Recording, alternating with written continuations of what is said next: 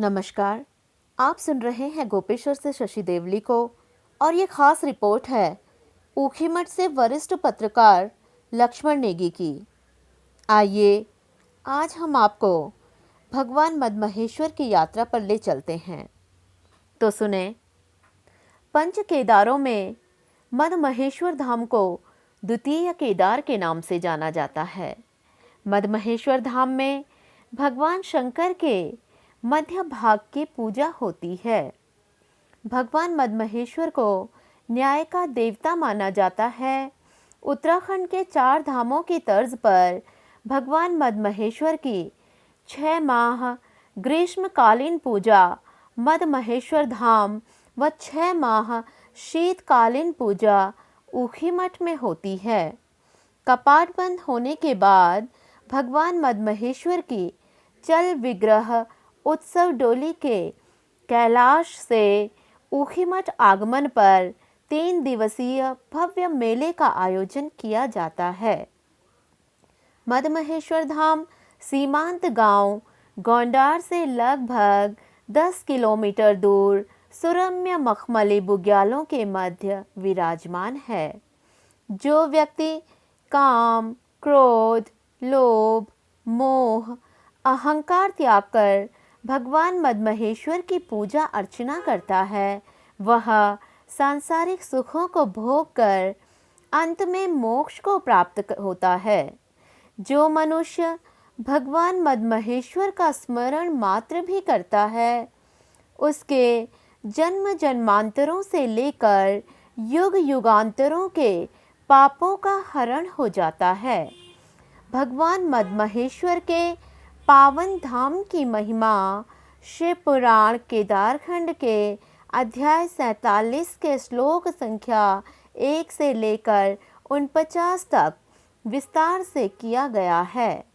केदारखंड में भगवान शंकर स्वयं जगत जननी माता पार्वती से कहते हैं कि हे प्रिय, मैंने तुम्हें जो केदार भवन बताया है, उसके दक्षिण भाग में 3 योजन की दूरी में विराजमान मदमहेश्वर धाम को तीनों लोकों में छिपाया गया क्षेत्र है।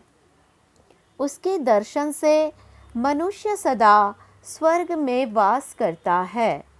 श्लोक संख्या 48 में वर्णित है कि घोर कलयुग में मदमहेश्वर के दर्शन करने से मनुष्य धन्य हो जाएंगे।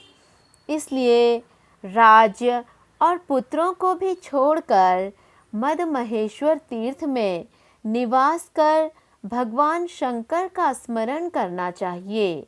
मान्यता है कि जो व्यक्ति भगवान मदमहेश्वर की महिमा को सुनता या पढ़ता है, वह शिवलोक में पूजनीय होता है।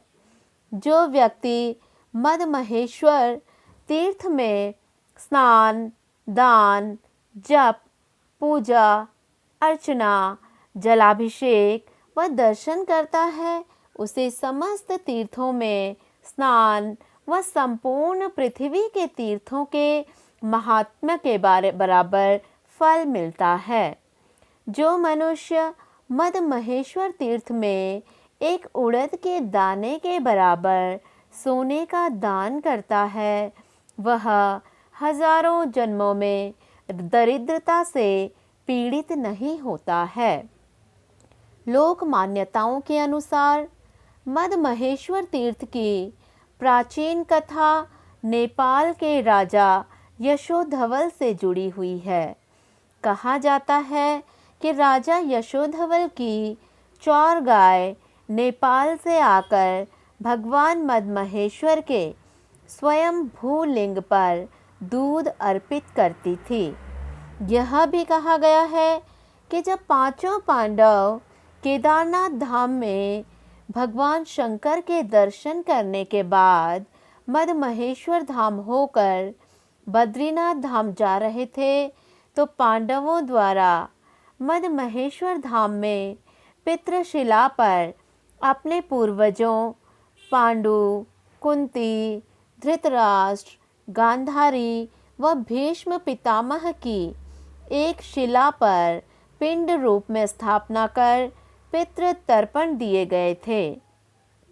भगवान मद्महेश्वर के मंदिर परिसर में क्षेत्रपाल, उदक कुंड, गौरी शंकर, पार्वती मंदिरों के अलावा गौमुखी, जलधारा, सरस्वती कुंड के दर्शन भी किए जा सकते हैं। भगवान मद्महेश्वर के मंदिर से लगभग 300 मीटर की दूरी पर क्षेत्रपाल मंदिर है, जहां पर तांबे के सिक्के चढ़ाने की परंपरा है। भगवान मद्महेश्वर के तीर्थ से लगभग 3 किलोमीटर की दूरी पर मद्महेश्वर धाम के क्षेत्र रक्षक धौला क्षेत्रपाल विराजमान है। भगवान मद्महेश्वर को तांबे के बर्तन अति प्रिय हैं, इसलिए इस तीर्थ में तांबे के बर्तनों का विशाल भंडार है। आचार्य विश्व मोहन जमलोकी का कहना है कि भगवान मद्महेश्वर न्याय के देवता माने जाते हैं, इसलिए जो मनुष्य सच्ची कामना लेकर भगवान मद्महेश्वर की शरण में जाता है, उसकी हर मनोकामना पूर्ण होती है।